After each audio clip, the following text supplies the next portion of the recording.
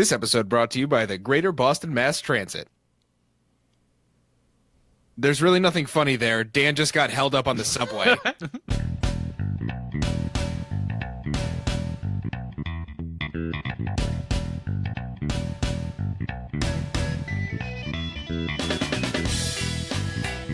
This is Hot Drop, where we bring you premier PUBG analysis and 14 Miramar drops in a row. I'm Dano. I'm Cody. I'm controversial. We stream Monday and Thursday at 8 p.m. Eastern at twitch.tv/hotdrop_podcast and record whenever we feel like it, you fucks. Discord link and hotline number and in the show notes. Hit up these to share your thoughts with us. Our topics for today include PC Patch 27 feedback, mobile patch notes, Cody move your cursor, Community Night recap, and Xbox Beta Season 1 extension, all delivered in the most sublime Chicago/Russian accents. Let's get into it. Let's get into it. I just need to take a breath. You want a clear, open nasal passage? It's true. Housekeeping. There it is. Housekeeping. Flonase. Friend of the show. You can't mention any product without saying friend of the show. Because one day, True. We will have a friend we'll of get the that show. If you just keep believing long enough, it'll happen.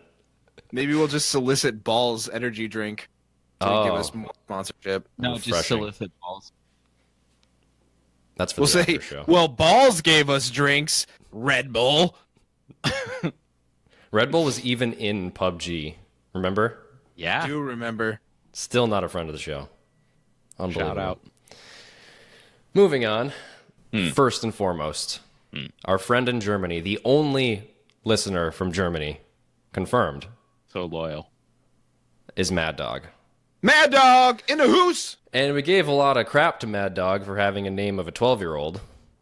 And we also decided that he had a beautiful Chicago Russian accent. However, I have confirmation that none of those things are true. Right. He doesn't think we're dicks. And in fact, he enjoyed that show that we did last week. To be accurate, he did not think we weren't dicks. Correct. He just said he enjoyed it. Yes. Which is great. It is great. Thank is you, great. Mad Dog. Thank you. Loyal fan himself. So we have a bit of fan mail. Remember, he was the one on last podcast we made fun of for having a Chicago Russian accent that doesn't actually exist. But he is back, sliding into our DMs once more. Hi, guys. On Reddit. On Reddit, of course. Yeah, not Twitter, not Facebook. We don't have Facebook. Not No. the Discord. Platform of choice. On Instagram. Join the Discord, Mad Dog. Join the Discord. Link in show notes, please. Mad Dog from Germany here. I used to enjoy your show. Nah, just kidding. That's what he says. Thanks so much for including my message in your show, and thanks for sharing the laughs. No, I do not speak in a Chicago Russian accent. Maybe you can try a bad German accent. Nope, that's That's wrong. French. That's a terrible French accent. What do German people sound like? Like Germans. A German Like the accent. evil. Think of the evil doctor scientist from Captain America. Any of them. The evil doctor scientist. No, just stop, Daniel. Stop it. Stop it. Daniel O. Oh, but he does say he was literally 12 when he did start using the name online. So, John, you are correct. I called it. Props for that. Yep. He has aged a bit since then. We don't reveal the ages of our viewership, certainly. But he is a social media zombie due to his age, which we will not reveal. And he is not even on Facebook, in fact. So, good thing, because we're not on Facebook. I bet he's around Jammy's age. I think that's a fair assumption. We don't really know how old Jamie is. I have I'm an idea. pretty sure he's 57. I'm pretty sure he is based 57 on how much, or he's 29. One of those. based on his Apple knowledge. It's one or the other. Either he just got out of college or he's been experienced with apples for a long time.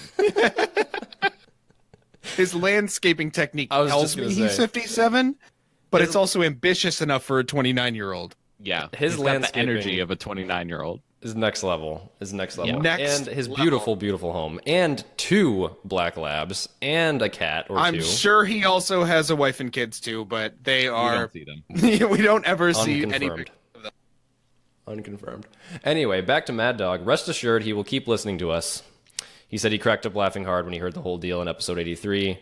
He said he might get in touch with us via one of our more active social media channels, but is glad our Reddit page is still monitored. Take care.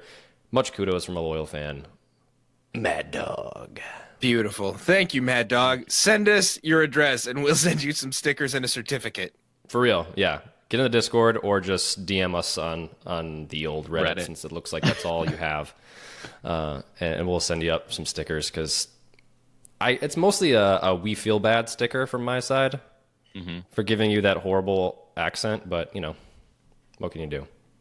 This is You gave him an accent? Yeah, because I said I really enjoy listening to your podcast. So Wait, bad. that's just Dexter from Dexter's Lab. DD. I refuse to answer any hypothetical questions. Man, don't get out of my laboratory! Stupid woman. We are literally the worst human beings. Literally. Moving on. Moving on. Housekeeping. You guys want to play with us on stream? Sorry, you can't. Unless you pay us $1 Yeah. or use your free Twitch Prime subscription. Looking at you, Yummy. We know that you want to do it. I will show you how to do it. It's easy. We'll do it.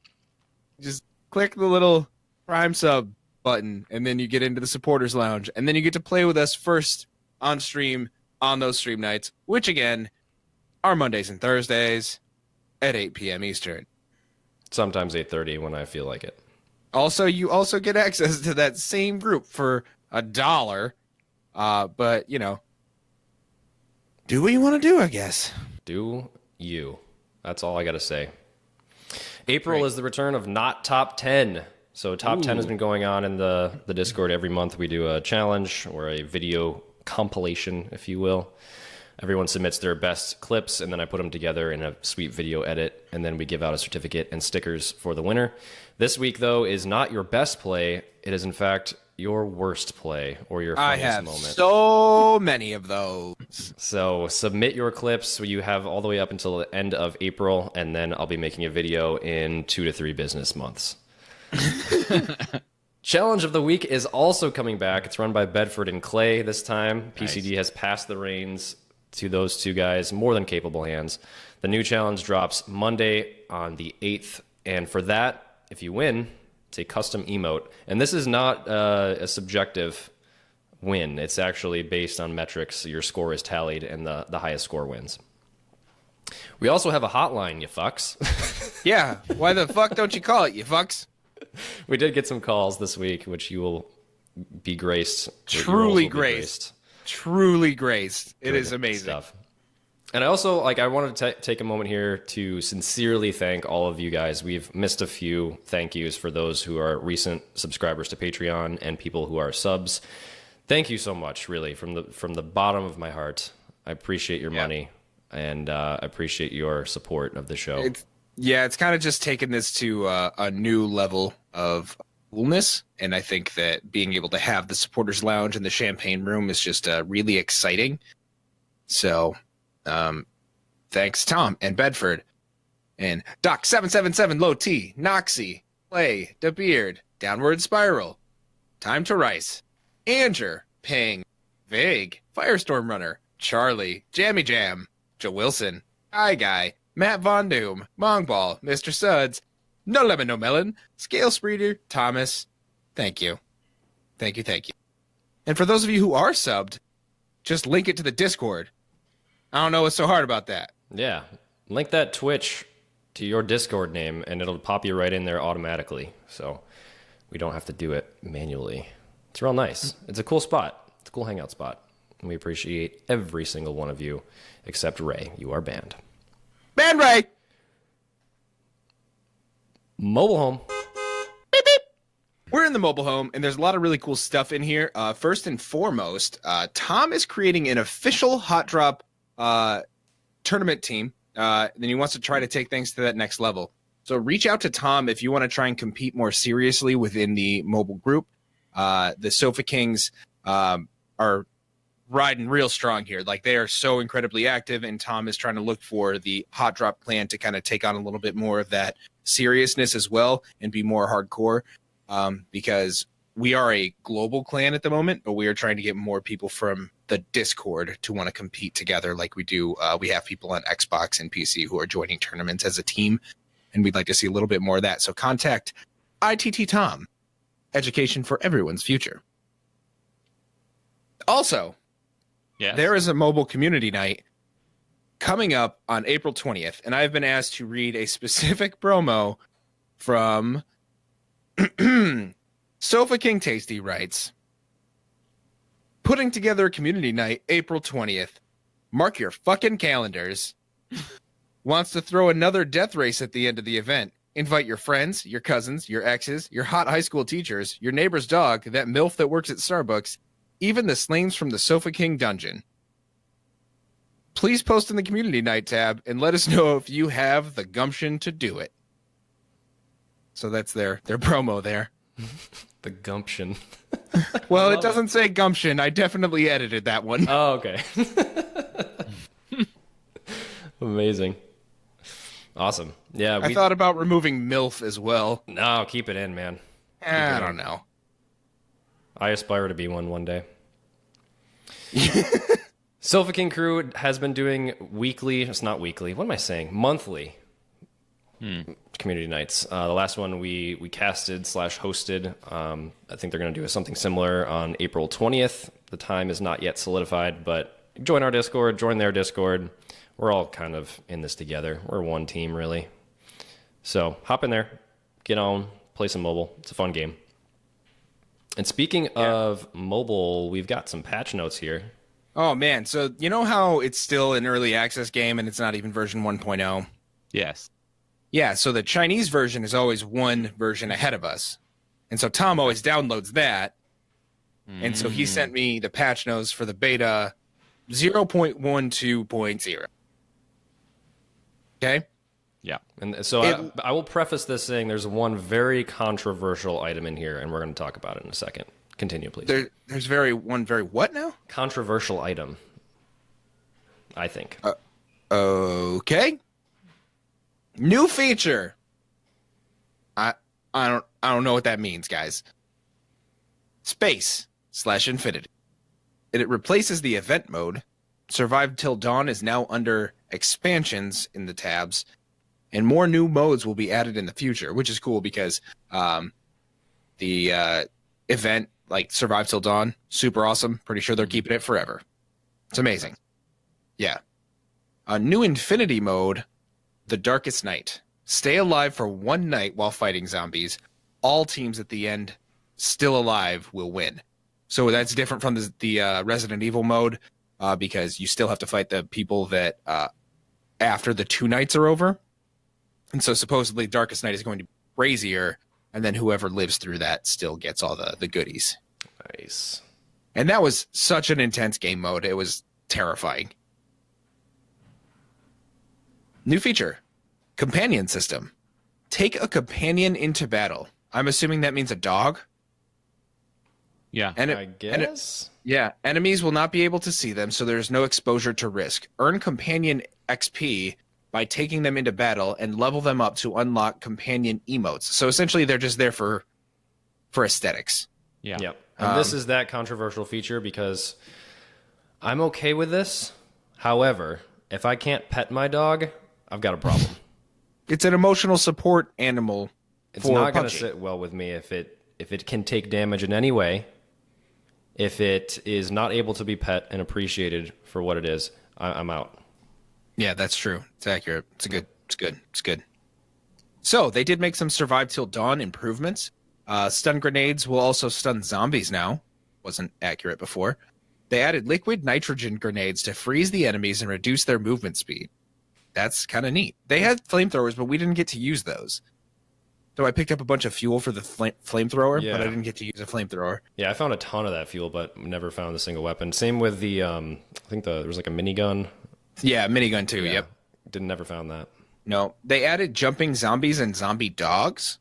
Jumping zombies sounds terrifying. I don't like that. I don't like that at all. I liked being able to get up on a couple of those crates. Like you have to find a good space to hold them up.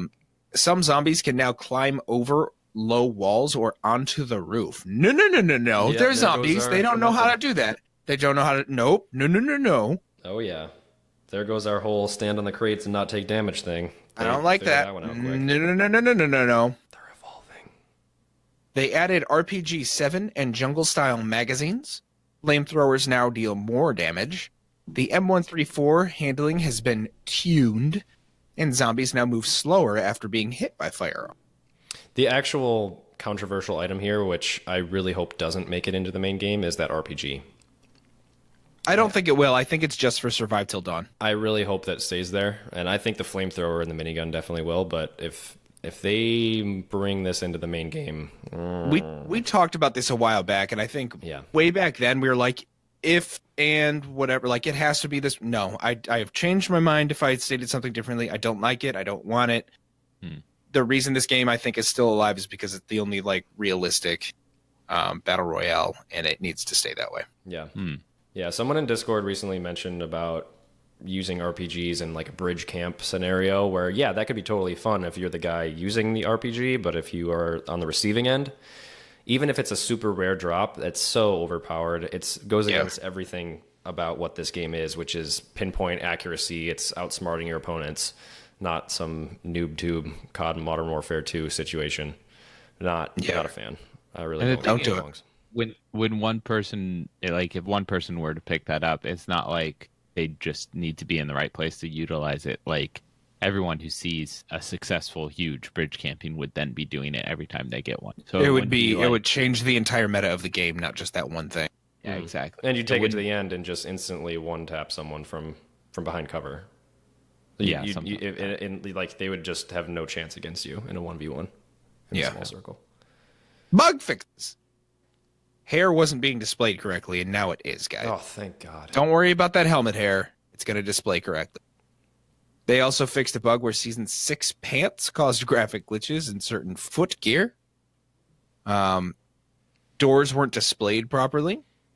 And where players got stuck in buildings in specific areas on the map. At one point last week, Yummy did get stuck inside of a bus on Sanhok.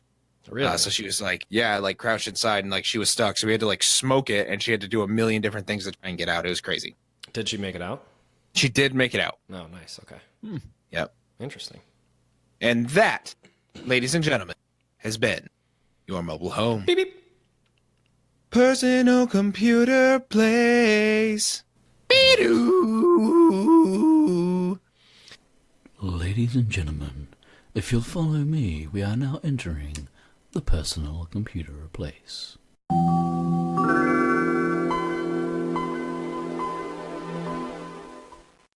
We've got a pretty sizable PCP here. We got a full spoonful of PCP, I would say.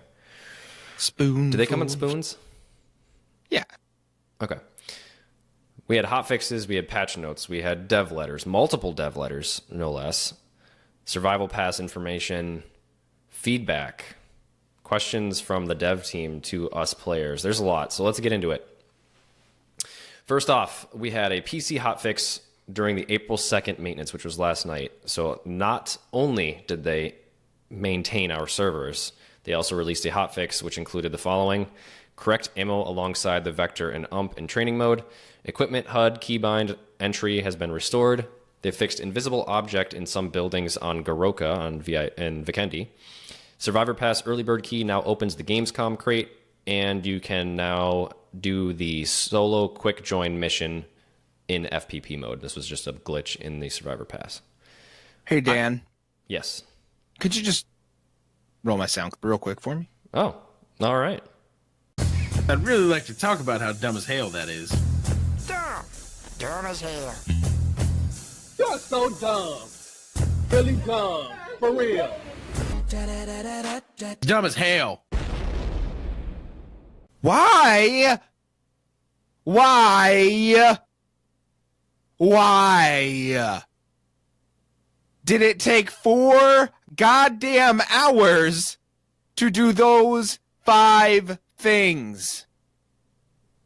People couldn't play on a Tuesday night during prime playing hours in order to correct the amount of ammunition next to new weapons, to fix an invisible object that people couldn't even tell was there, and solo quick join mission achievable in first person perspective. That took 4 hours. Dumb as hell. Why would they do that? The only saving grace is that it was during the regular maintenance window. But Daniel, So we did get a little extra. No, Daniel. Cody. I don't think you understand my frustration here, and it's making me feel as though that you don't value me as a person, as a friend, and as a lover. I have a question for the Yes, Jonathan? and for the greater Discord. Okay. MMO RPG servers, theme servers, many servers that I know of get taken down once a week for maintenance. I'm not sure what that entails. Why do games like this and H1Z1, why do they not have like weekly maintenance? Because I feel like there's a lot of problems that anecdotally happen as like servers have been on longer, when there's a greater lag time between patches and maintenance. And a lot of people say, oh, you just need to restart the servers. And devs come back and say, well, they're instanced.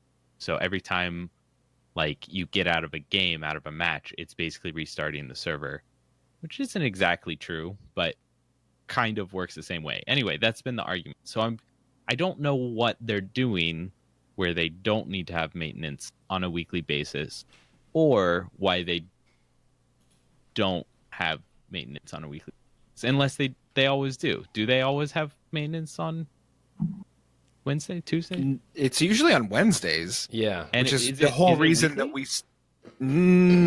it seems to like be... for patches, right? It's... Yeah, but they... I think if we go back and look at this, it's mostly Wednesdays. However, Right. They don't say we have weekly maintenance. Like, they've never said that. They just, a day or two before, go like, hey, maintenance. Yeah. But, like, they wouldn't call it a hot fix if it was a schedule. Right, but so they don't have a weekly maintenance, right? So there's Correct. It's always scheduled for the same time when they release the stuff, but there's not a weekly maintenance time. It's over time started to get to the point where they were like Wednesdays at 8:30. Yeah, it's almost weekly, but I feel like that wasn't consistent. And I feel like it's been better lately. Like, I don't think there's been a ton of issues related to it. So maybe they've been doing it more often now. Maybe. But I swear this has happened in other games too. Like H1Z1 didn't have as far as I know, didn't have a weekly maintenance and had terrible issues. And then a patch would come around and things would feel differently for a few days. Mm-hmm. I always wondered if it was just like people projecting based on when the patch comes and they're like, oh, it's a fresh server, it's a fresh patch, like everything feels good. Or if there's some jank sneaking in towards the end in actuality. Now I'm just grumpy. Yeah, I mean, I don't really know exactly what happens with these maintenance. I would assume they're updating their anti-cheat, but it's got to be more than that to take 4 hours to do that. Because nearly That's a every lot single of time. maintenance is about 4 or 5, 6, even more hours than that. Especially handful if of you files. already you know what you're doing. Like, you know what you're going in there to do. Well, like Steam has one on Tuesday nights at 4 p.m. PS, I think is what it is. Something like that. It's always consistent. It's not down for very long, but there is like, I don't know, 30 minutes, an hour of downtime or something like that. Probably not that long. It's probably shorter. So, like, this is a common thing that servers need to be maintained in some way. So it's not just anti-cheat. Yeah, there's more to it. So yeah, I don't know. Maybe Tom. Maybe we know nothing about this company at all, and really like all these maintenance are like critical things that they have to like do what Desmond did in Lost, just type in a number every 3 hours and hit the button. So even beyond that, what is the point? Like, they have to have the technology to not take the servers offline to do maintenance on them, right? That technology has to exist, right? What I'm saying is, like, if everybody's doing it, then it's not a good idea to not do it, right? Right. Like, every MMO that I've played has a scheduled maintenance time. If everybody's jumping off a bridge, would you do that too, John? If there was a legitimate reason behind it, or if there were servers on the bridge or something, I don't know.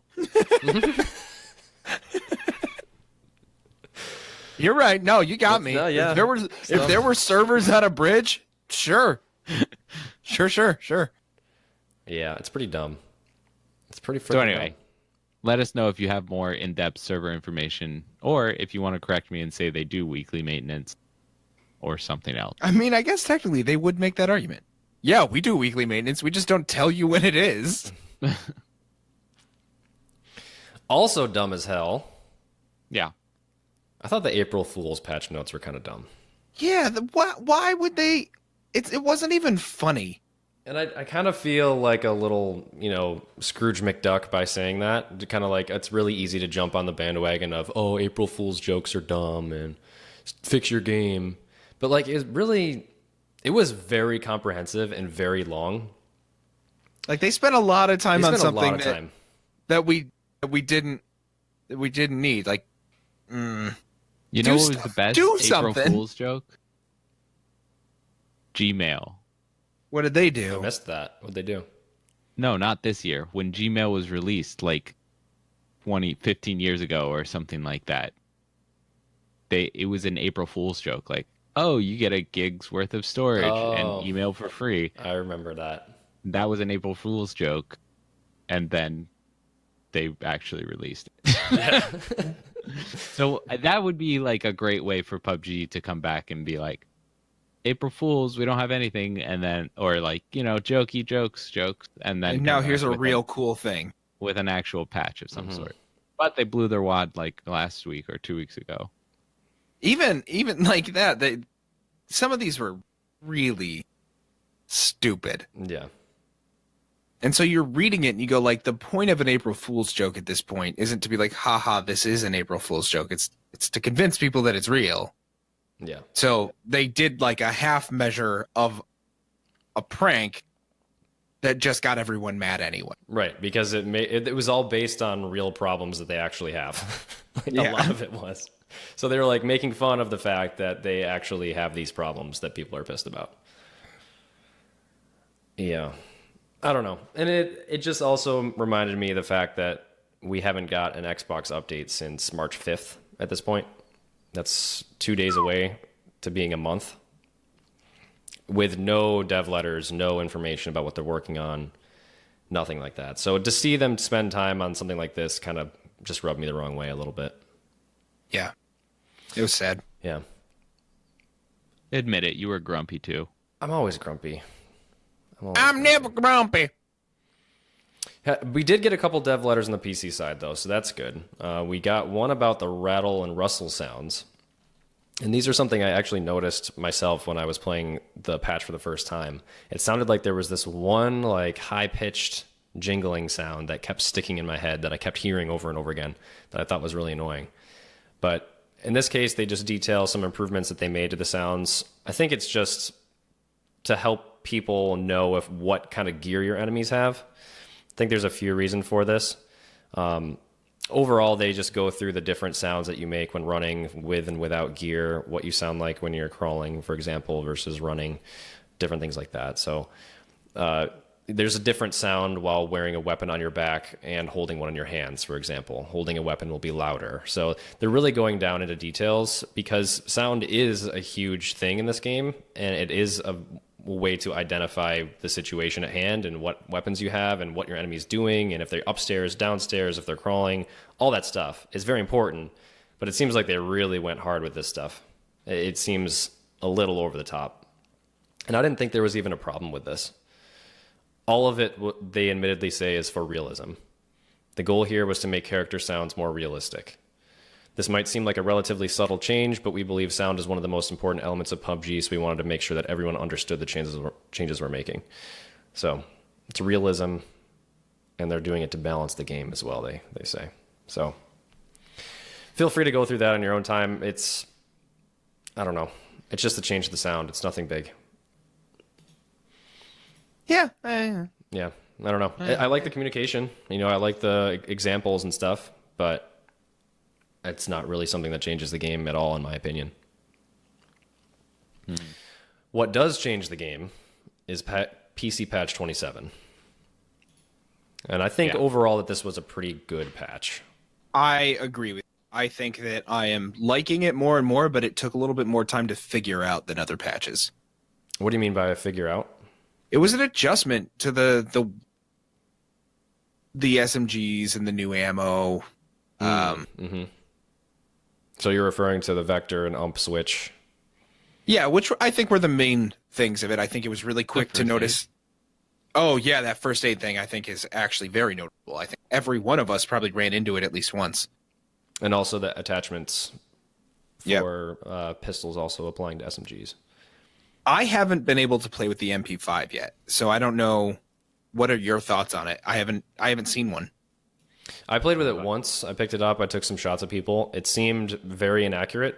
It seemed like a slightly better Uzi, I think, but I also didn't have a lot of attachments on it at the time. It seems kind of weak. I think it does 33 damage per shot. Yeah, 33 damage, but it doesn't seem that good to me. Like just the weapon feel, that doesn't mean anything about the stats or anything like that. Purely, my initial reaction was like, it seems like a slightly better Uzi. I was wondering, John, did you get a chance to use it at all? No, not at all. Yeah, because I would kind of wonder where this fits. Is it it's a slightly better Uzi? Is it a better ump? Or do we need to just take the time to get better with it because the damage is actually pretty decent? Yeah, it's supposed to be the new Vector. It shouldn't be. Well, I guess Vector is kind of a slightly better Uzi, but it's usually like a lot better Uzi.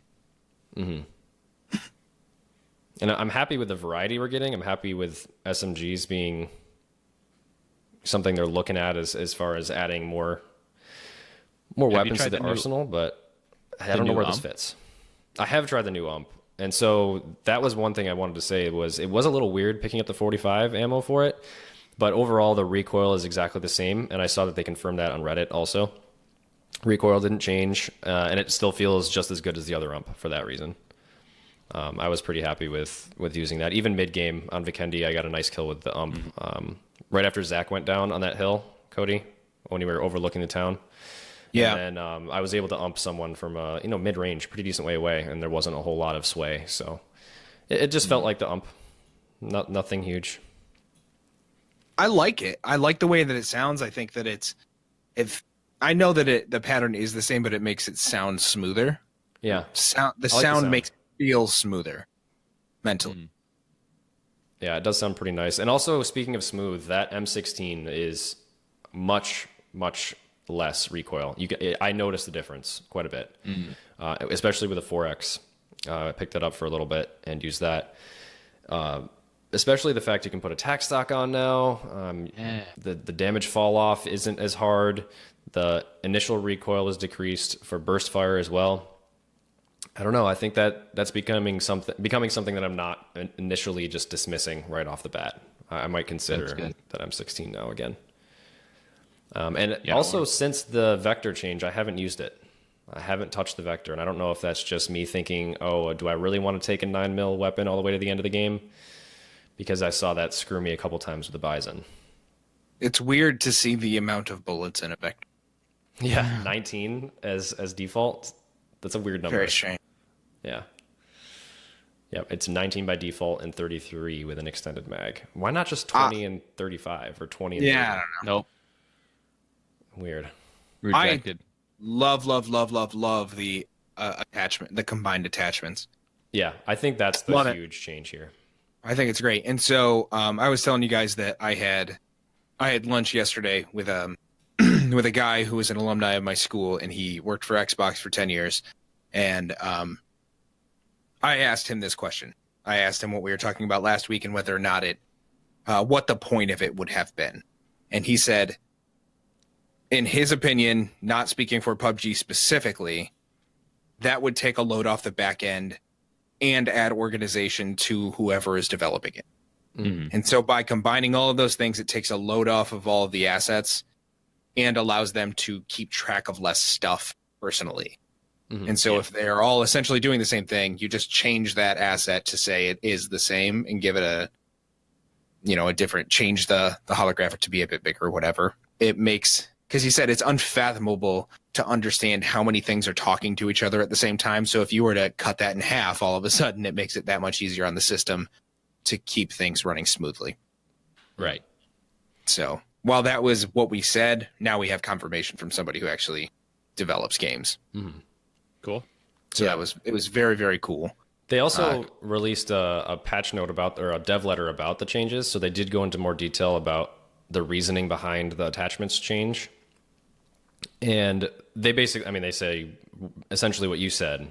The point was that they wanted to have items in the game give you better gameplay experience. By that, they mean increasing the quantities of major items, the more important things, like who cares about a quick draw pistol mag, for example, but also keeping the items that have a huge impact on gameplay at the same level.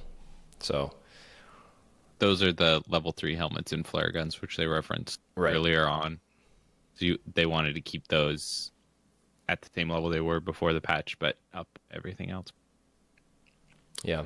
So combining these items into a single item, like bullet loops for shotguns and bullet loops for Kar 98, just make it ammo loops, cuts down on the number of loot options that could spawn in the world, thus giving you higher value items that you could use more often for more different weapons that you have.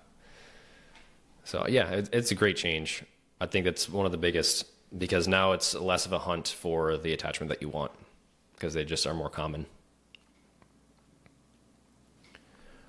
What did we think about the Erangel loot changes, though? Did we feel... Didn't notice it at all. Didn't notice it. Oh, and I was going to say Not even a little bit.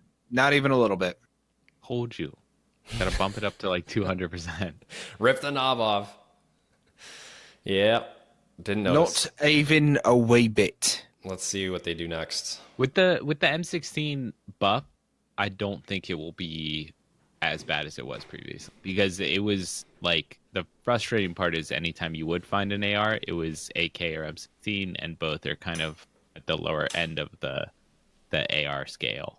The people that love the AK-47 go nuts for it. They really do, yeah. I don't know anybody who goes nuts over the M16. No. Well, with the buff, I think it's like a viable weapon. I picked it up a couple of times, and I'm pretty sure I got one kill with it, and like, I like the way that it sounds still. I've always liked the way that it sounds. Mm-hmm. But it did feel a little bit better when I picked it up that couple of times this week. Mm-hmm. I'm down to use it more. Yeah, definitely. It's a good throw a 3 or 4x on it and just see what happens until you find it better. And it'll stay that way until I'm proven otherwise. But it's still tough to pick it up when you see a QBZ or a M4 next to it. But that's the thing, on Erangel, you don't. Yeah. I'm starting to not want to pick up the M4. Oh, I'm back on the M4. I am back going on back the to it. QBZ train and off the M4 train. I mean, if the QBZ is there, I'm down for it. Yeah, definitely. But I go to the M4 because I can just use it all the time, every map. It's not as effective as it used to be. Have they changed it, though? Or is No. that just your... I think my gameplay is perspective? changing to the point where I don't feel as though it's doing what I need it to do. Sometimes I'd rather just pick up a barrel. Barrel's sick. Use Yeah, but I'm not barrel. good with those, like the hard kick weapons. Yeah, I'm pretty getting garbage better. with them, too. I'm getting better. With the vert grip on it, I feel like it's pretty manageable. If you put an angled on it, it's still pretty rough. But with a vert grip, I think it's pretty easy.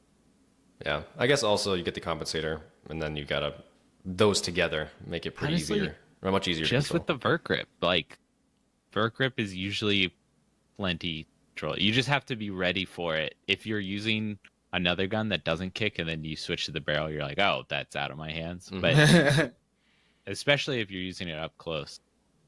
Or like lately on Vikendi when we were playing, I would use it long range, and it didn't really matter what grip I would have on it. But I would usually try and get a vert grip and then use the M4 for close range. Mm-hmm. Because it's just extra damage. Yeah, Cool, man. cool. I want to get better with the barrel and the AK, because it happens all the time. I come across an AK and I only have like an Uzi, and it's like, well, do I even want to pick it up? Because I'm probably not gonna need to use it, and I'll probably find another AR in the meantime. I just never go to those 7.6 ARs. So I need to play some training mode and try out the recoil, and maybe stop trying to spray an entire mag at someone because I'm not Choco Taco, and probably just double tap or burst fire or single fire even. Yeah. So I think it's I don't know if no practice. I just need more practice. I don't know if the AK is the same, but it used to be like 4 to 5 bullets and then you stop. Yeah. And reset. Yeah, I know it goes straight up for at least 5. And I just don't pick it up. It just feels like it shoots slow too. That's my other problem with it. It just feels, I just don't like the feel. I don't know. Do you notice the flares? Yeah, it's better. It's better. I wanted to go and fight real bad every time I heard and saw flare.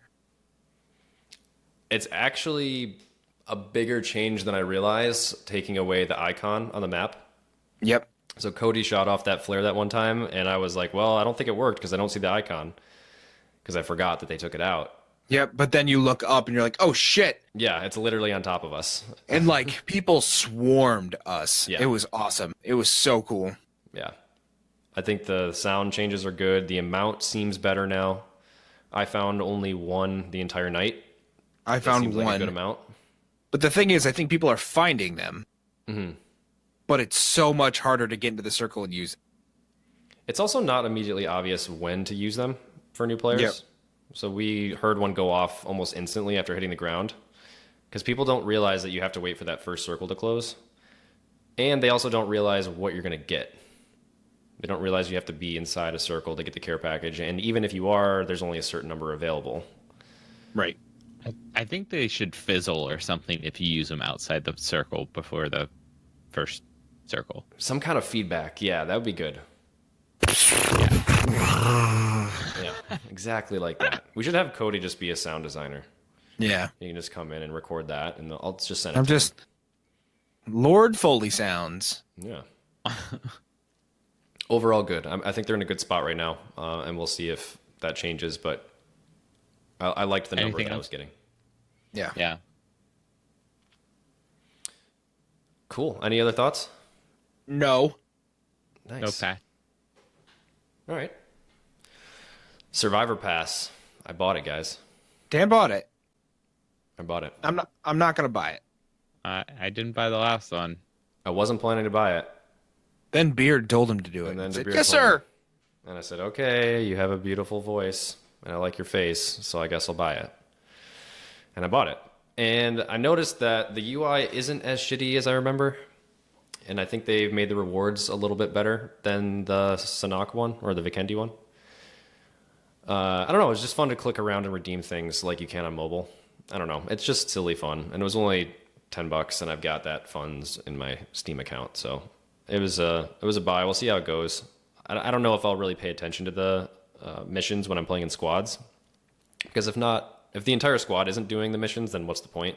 I'm not gonna try Right. to have you guys help me do the missions. Like, that's really dumb. But that's why I like the mobile one so much. Just 'cause, like almost every. You cut out there. What's that? I said that's why I like the mobile one, because almost everybody's doing. Yeah. Okay. Yeah. Yeah. Okay. Okay. Yeah. Okay. Whatever. Is everyone doing them though? Yeah. So, like that. When I play mobile, we will play normal matches, and then when everybody kind of starts getting on, they'll say, "Okay, who has what? Like, who's got to complete what task?" And so we will strategically go in and get the tasks done, and then play the game. Okay.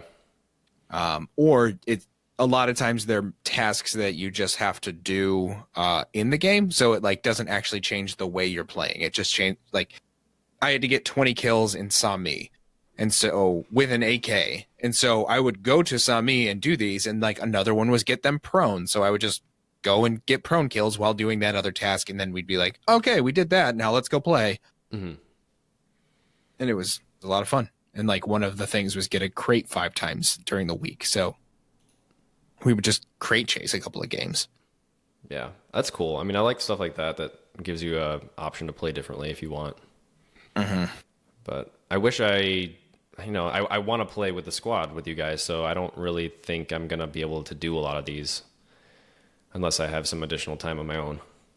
Or I can just see how they fit into my squad next. Plus, we only play for about 6 hours a week, so. Right. Yeah. So I bought it. Responsibility and garbage like that. I'll report back. I already got a sweet QBU skin, which is nice. Mm-hmm. And I'm getting some coupons to be able to buy some more stuff. They give you like the tickets, like the white, right, blue, and yellow or whatever they are. So, and I like how they give you the option to pick and choose what your reward will be. It's not immediately, this is what you get and this is all you get. So that's cool. Speaking of the Survivor Pass Season 1 was extended to May 7th. So this is that title system. It was planned to end in April, but it extended to May 7th. So you have a little more time to hit your milestones and get additional rewards on the season. Pretty neat. And one more thing for the PCP is they are looking for feedback about what you like and what you don't like about Vikendi. I initially saw this on a tweet from PUBG Hawkins, who said, hey, we've noticed that the playtime on Vikendi has dropped off quite a bit. So it was super hot during release. A lot of people were playing it, and then it just died off pretty quick. So they want to know why people are not playing Vikendi as much. Nobody wants to play with SMGs. There you go. What are your guys' first reaction to that? What is the reason that you don't like Vikendi, or do you love it? No, you know that I said Vikendi is probably like my 3rd favorite at this point. So, but why? Is there a certain thing that turns you off? When I go into Vikendi, I'm not it's a lot of ambush gameplay. It's a lot of getting hit from places that you're not really. It's more of it than usual, I think. That's just again, this is coming from just a feeling though. Mm-hmm. So like when I get into Vikendi, I most of the time think we're probably not going to make it that far with the whole squad, because somebody always dies early. Yes, sometimes it's me, whatever. But like, I feel like we get caught out so often on that map that you don't make it out of places very easily. Mm-hmm. And I don't think people like getting in there, dying or losing one and then going back in. So it's easier to go to a Sanhok where it's more fun to jump in and out, air and gel. So. John, any thoughts? I feel like positioning is so key on Vikendi, but it's also really hard to just keep that positioning. I don't know. It's really tough. I think that it's really hard to play on the bright version. I like the night version more because I feel like I can see people easier. It's so bright. Yeah. It's so bright on the bright version that it's really hard to deal with, I think. And that's probably the thing I like least about it. I feel like the loot tables are solid. I feel like the fights are usually fun and not like you can see people from so far away, but there's usually enough cover that if you want to, you can get out of it without too much hassle. Mm-hmm. So I feel like that is a kind of a fun thing. Like you get shot at, but yeah, it's your turn to kind of like reposition or try and find somewhere to loot to get a better thing to give you that advantage. And I just started talking about what I liked about Vikendi instead of what I didn't like. Yeah, no, that's fine, because one of the options in the poll is I do enjoy Vikendi, and they got 12% of the votes. Well, I also think that the chugging of frames just hurts my will to play that map. I love landing at villas, and the performance there is garbage trash. I don't know why I keep going back. Chug-a-lugga, chug-a-lugga, chug-a-lugga, choo-choo. I love chugging frames. Just love fucking shotgunning frames over here. Chugging frames. Yeah, no, that's definitely probably the hardest thing for me is like performance on the map isn't great. When I switched my stream encoder, I think is when I actually was like, okay, yeah, I really enjoy this map. We don't get nearly as much top 10s, top 5s as other maps. I feel like we can't, whatever our playstyle is, doesn't mesh with the map as easily. Maybe it's because we do lose those early people and then we want to kind of go hard to reset and get everybody back in. Maybe it's just too hard for us to make it all the way to the end.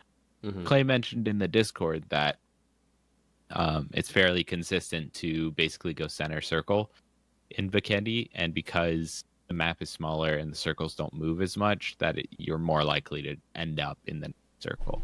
Yeah. So if you go center circle, you can just basically camp it out there and make it to top 10, I think he said. Something along those lines. Yeah. Yeah, he said we can make it to top 10 pretty consistently. Yeah.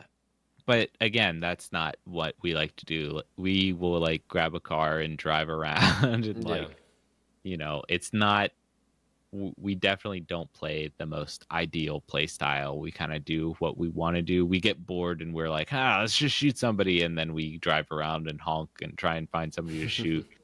So our play is definitely not consistent. And then, of course, like the way we play, which I don't see a lot of people do, is we really like to play as a full squad. And I'm definitely a big proponent of it. Like if one of us dies, especially if it's like 50 people left, 40 people left, even 30 is like my border of like, make the decision. But I know most people will be like, just play it out or whatever, right?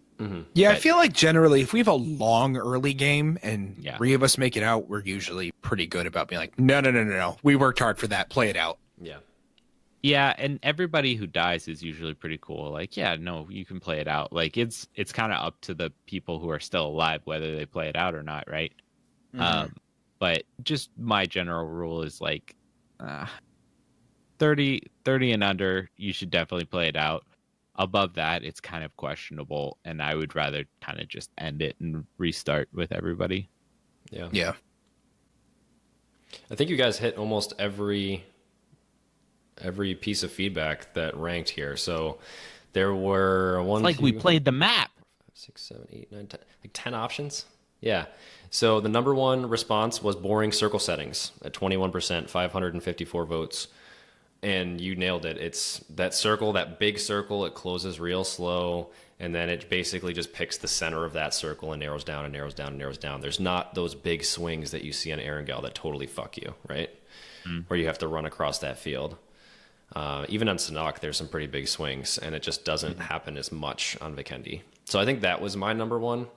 I think, and you nailed it, which was it doesn't clash with our play, or it clashes with our play style. It doesn't complement what we like to do, which is find fights, drive around in circles, honk at people, Second was poor performance, low FPS or stuttering. Number 3, which I don't agree with, and which you also, John, don't agree with. You said you think the loot is fine. I also think the loot is fine. People said that they didn't. They think there's too many SMGs and not enough SRs, DMRs, ARs. I would say that's old news. That's old news. Yep. But I still don't agree with their idea to make this a SMG focused map. It doesn't make sense. The topography of the map doesn't align with that thinking. So they're just trying to force that in for some reason. I don't understand why. So that was number 3. Number 4 was just, I like Vikendi. There's nothing wrong with it. And number 5 was frustrating deaths due to third partying. Players seemingly coming out of nowhere to kill you after a fight. That's just get good. That's what I say to that. It is, but that's definitely a bigger thing on Sanhok and Vikendi, right? It's like, it feels like it's fight after fight after fight. Once you get into the action, it's pretty constant. Yeah. Just because it's a smaller map and because these circles do happen, the rhythm that they happen makes it way easier to poach these fights, basically. Yeah.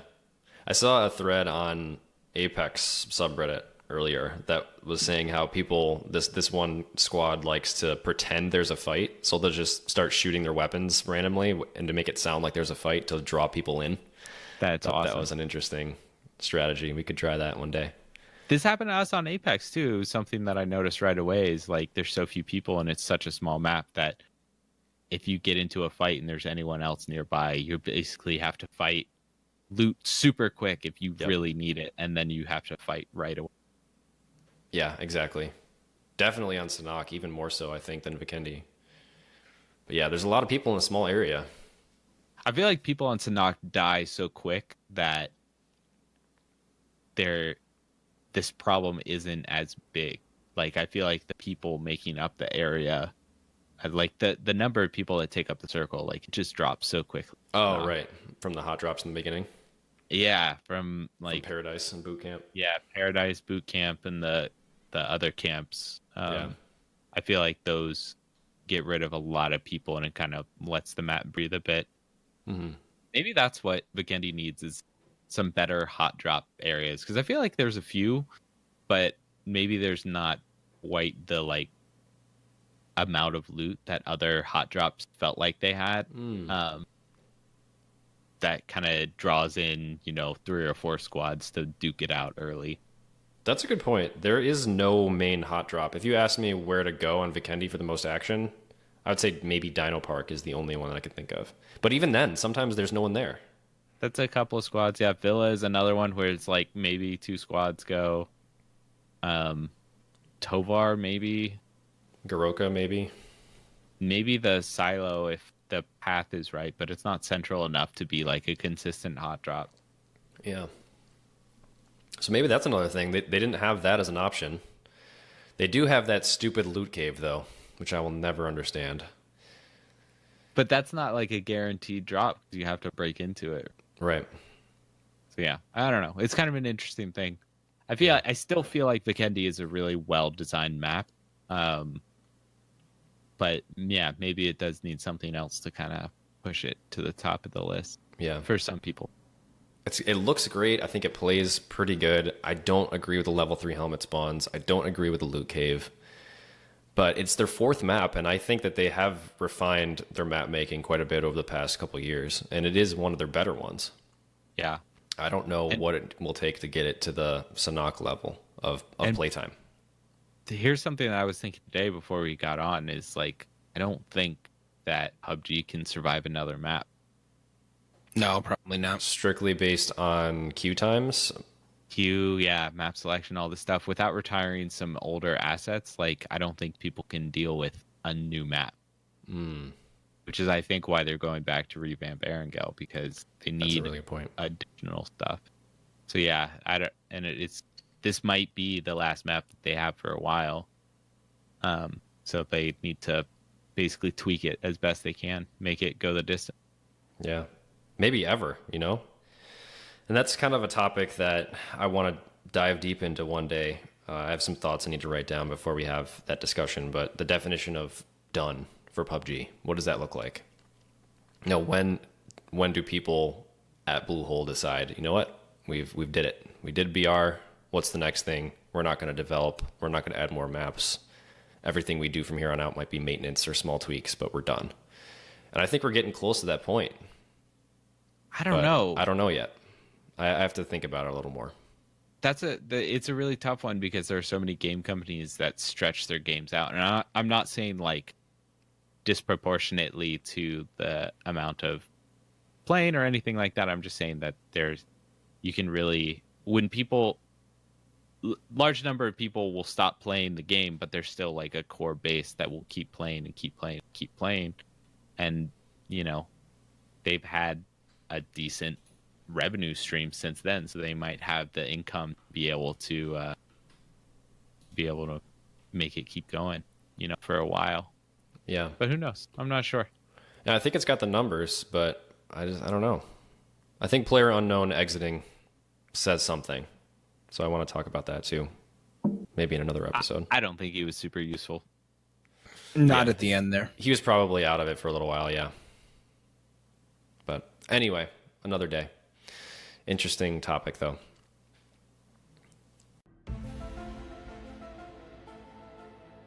Station X. The patch is out there. So Community Night was a hit, though. Hey! We had some great numbers out there, so thank you to everybody. We were only missing a few people. I had a few thoughts. Okay. Hit us with it.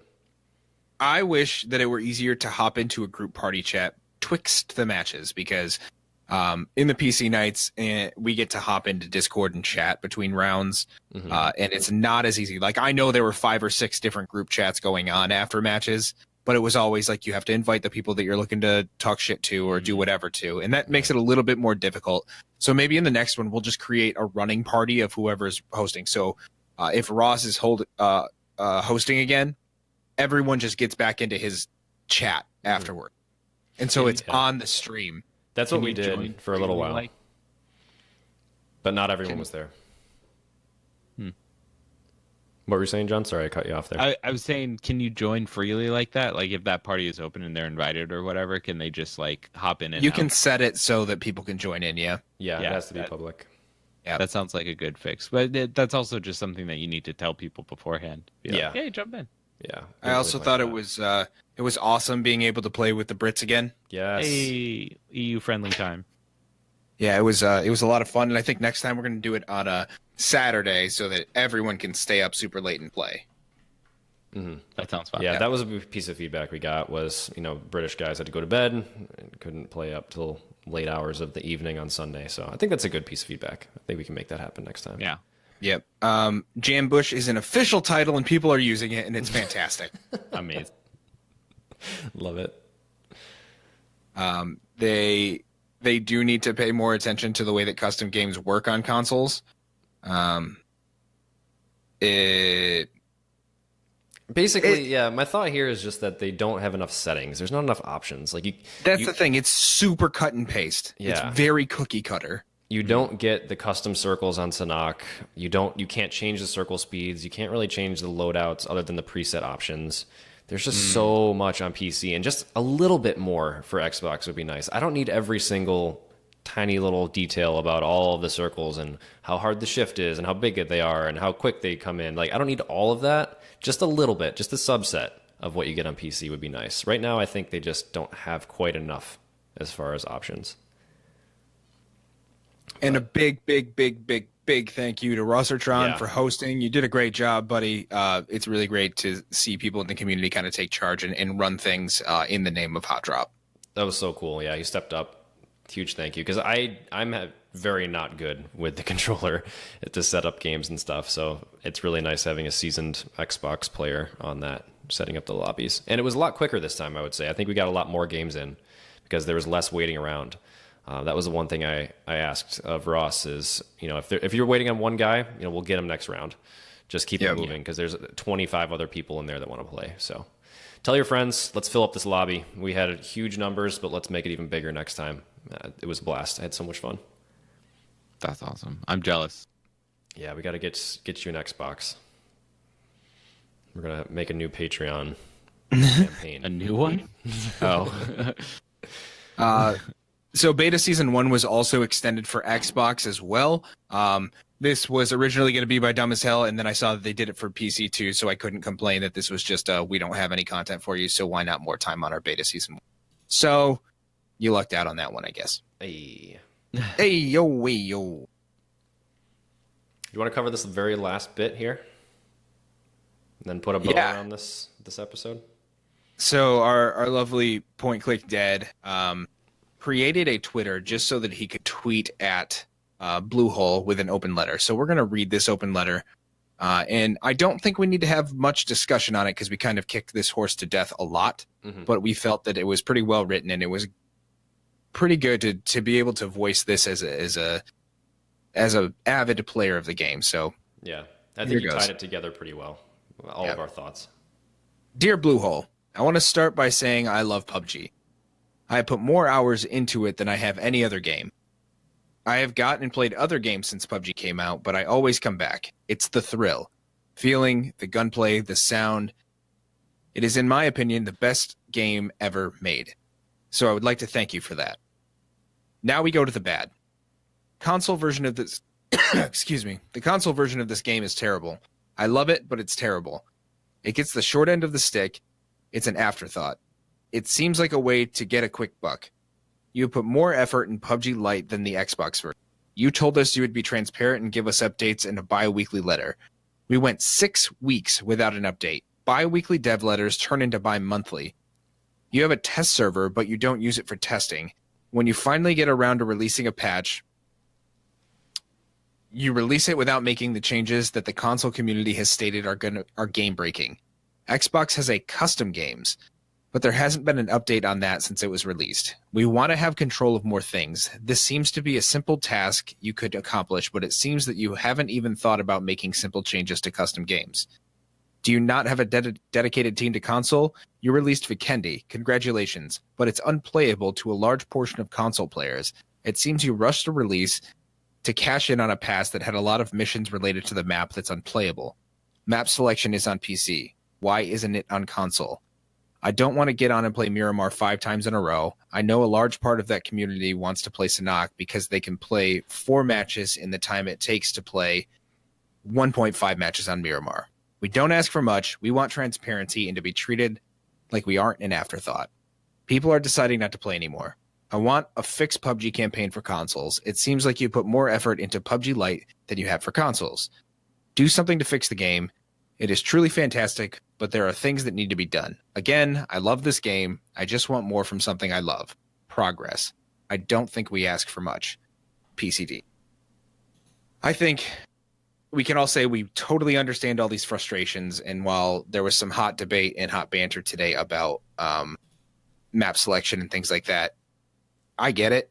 I understand. When I'm playing, sometimes I feel like it's just things aren't rolling my way. We don't have the true answers for all these things just yet, and hopefully Bluehole will just, PUBG Corp, whatever, will just make a change here, give a goddamn patch, do something cool, bring people out of that dungeon there that just makes them angry. So thanks to PCD for reaching out.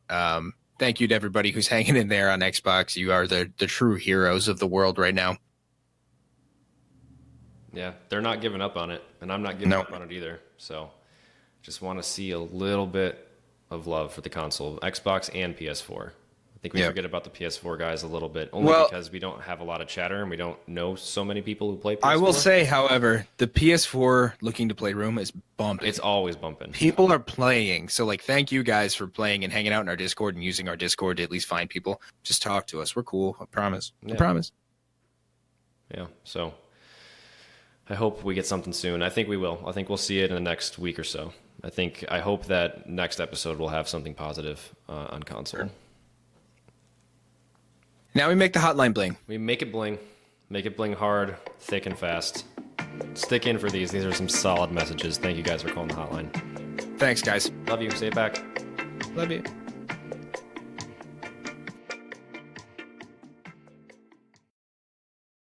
You have new messages. Hi, this is Mrs. Bedford.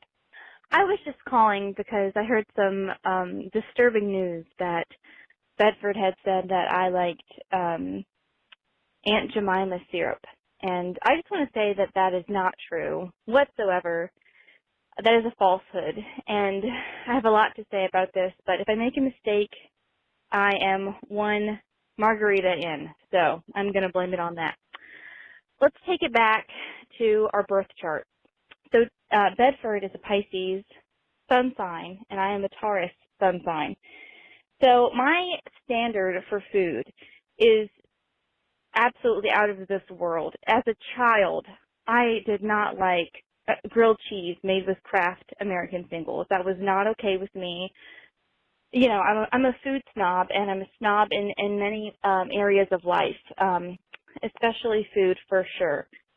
So, you know, for me, a grilled cheese would be, you know, buttered on on the side that's going to be grilled, butter on that side. Nice quality bread, good bread. Goat cheese, provolone, Monterey Jack, that sort of thing. Maybe some fresh spinach if I'm feeling a little fancy. To me, that is a grilled cheese. Okay, to Bedford, a grilled cheese is, you know, sunbeam bread and Kraft American singles. Like that is not up to my standards. And it's like that with lots of things in our lives, you know, macaroni and cheese. He's a Velveeta kind of guy, or Kraft. You know, what is up with Kraft? They should call it Crap, really, instead of Kraft. But, you know, he is really into just that basic American thing, and I'm kind of more into, you know, mac and cheese. I would do a homemade, you know, buttermilk and nice quality cheese. I'm not talking, another thing about cheese, cheddar cheese. Okay, the orange cheddar cheese, even if it says it's cheddar and it's orange, it's probably dye in the cheese. You need to get a good white Wisconsin cheddar. Okay, if you're going to make it macaroni and cheese, that, the Monterey Jack, or, you know, a different type of cheese. American, maybe, if you're feeling like a really creamy cheese. Where am I going with this? I could talk, see, this is the Taurus side of me. Like I said, in our birth chart, Bedford is a Pisces. Okay, so that's a problem. I'm just kidding. I love Pisces. But I don't blame that on his chart. I do blame my chart, though, for the reason that I love food being the way that it is. I love good quality food, and that is a Taurus trait. The reason, I don't know why Taylor is the way he is, to be honest. I mean, Bedford, sorry. I don't know why he is the way that he is. But I will say, okay, oh yes, maple syrup. That was what we were talking about. Okay, so, I personally I will not buy a maple syrup if it is less than, okay, I apparently got cut off. Okay, so where were we? Maple syrup. I will not buy a bottle of syrup if it is less than $8 a bottle. I'm not buying it. What is the point in being alive if you were going to buy a bottle of maple syrup for less than $8 a bottle? It's going to be complete shit. It's not going to be good. So anyways, Bedford, bless his heart. I mean, I will make these amazing pancakes, and he will just put this syrup on them. And then I found out he told all of you guys that I like Aunt Jemima syrup, and I'm just appalled. I just want to say, I'm going to clear my name. Okay, I did not know that he was this way with syrup before we got married. I did not know that. Anyways, so basically, if he says anything about me, it's probably a lie. I love good quality syrup. But I will say, I don't want to just, like, you know, make him sound like a bad guy. Unless he's complimenting my cooking, he's probably lying. I am an exceptional chef. But where he makes up for it, I will say, Bedford has an exceptional taste, an exceptional quality. Like he has to have fine quality beer or liquor. He does not skimp. Like you know, we don't have, when we first got married, we did have some bottom shelf stuff when we were just starting out, but now he only buys the best of the best. So he makes up for his 5-year-old palate with buying nice liquor. All right, I'm going to go, guys, before the guy gets cut off again. So anyways, love you all so much. Peace and love, and I'll talk to you later. Bye.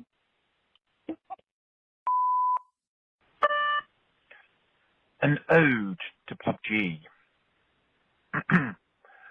Xbox on. It's time to squad.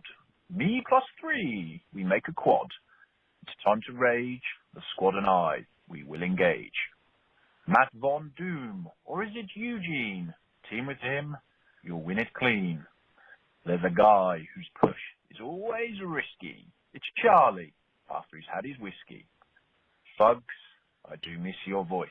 You join my party, I do rejoice. Then there's Pred. Simple. You're dead. Russelltron, he's always sweet. Give him an M24, you're in for a treat. It's 2v6. Who do I want next to me? It's none other than Mickey Sticks. GBA Ray, the man loves the pan. It's a massive shame, because he's always banned. Scale Speeder, the man's an artist. Look at the circle, he'll be the man farthest. Dano and his soothing tones, it's what makes me pick up this phone. Lord Beardface, he loves a song. Every podcast, I sing along. Then we've got Lemon John. He left the States to come to England. He's joining the Brits in the fight. We play PUBG late into the night. Bedford Sweepy and Rampage Kong. Team with these, others don't live long. Point Click Dead or PCD. He loves the game, secretly. I bet you think I've missed my buddy Jammy. Nope, just wait. He's included, as is his fate. Others I've missed, I didn't do so cheaply. I'm running late for work, must dash quickly. But, first up, it's Aaron Gale. Time for my squad to give 'em hell. We've looted up. It's time to go. Early kills, that I know. UAZ and motorbike. We push the circle for a final fight. It's us P5. 2 teams at least. On this chicken we shall feast. Tactics discussed. Nades are tossed. This final hill, it will be bossed. Two go down, no revive in sight. It's left to me and one to fight. We've got this, mate. Warm that plate. The plan is to do an ambush. Nope, dead to the mighty Jambush. Hi guys, it's me again, Miss Bedford. I forgot to say, because Bedford's a little upset that I was ragging on him for like 5 minutes straight. That's because he's a Pisces and he's very sensitive. Even though he doesn't want you to know that, because he is a Leo moon and he's also an Aquarius rising sign. So he doesn't want you to know he's sensitive. He wants to come off as mysterious and like, I'm a badass and whatever. Okay, whatever. Anyways, I love him to pieces. And I also wanted to say that he also makes up for his bad taste in food with having exceptional standards for coffee as well. I forgot to mention that. So, yes, he does have exceptional standards when it comes to coffee. No Folgers, no Maxwell House for him. He is, he likes good stuff. Anyways, so I just wanted to say that I'm not trying to be a bad wife or whatever. He does have exceptional standards in some things, but food and cheese and syrup is not my fault. Okay, I'm really done this time, and I'm just going to blame all of this on the tequila. So, bye. An addition. I did forget the man Resnor. You always say hello when I'm screaming on my own. You play PUBG as well as pirates. If your ship gets sunk, it's a downward spiral. Oh, yeah.